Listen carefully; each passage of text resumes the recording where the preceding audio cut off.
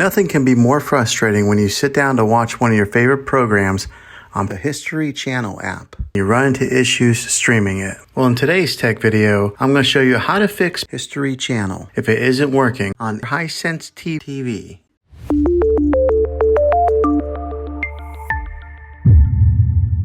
Let's see if we can fix your problems and get your History Channel back up and running as quickly as possible. The first one, it's the easiest one to try, and that is to unplug your TV from the wall outlet and wait 60 seconds. Now don't be impatient here, wait the whole 60 seconds, then plug it back in. This is very different from turning your TV on and off with your remote control. This is what we call a hard reset of your TV, so make sure you do this method. If that doesn't work, then find your router that is giving you Wi-Fi and unplug the power to that for 60 seconds. Then plug it back in. If it fixes it, great. If not, let's go ahead and move on to the next method. Try deleting History Channel on your TV. Go to wherever the apps are located on your system and remove the app altogether. Then reinstall History Channel again. After you reinstall it, you might have to log back in with all of your credentials, but hopefully this will work. And if that doesn't work, then I recommend buying an affordable Roku stick, Fire Stick, or Apple TV 4K and plug that into your TV and use that as your main streaming player. And you'll be able to access History Channel that way. I'll put links in the description down below of where you can get one. Well, hopefully this video was helpful for you.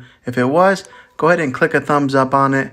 Go ahead and subscribe to my channel. I make tech videos all the time, and I would love to have you back in the next one. Take care.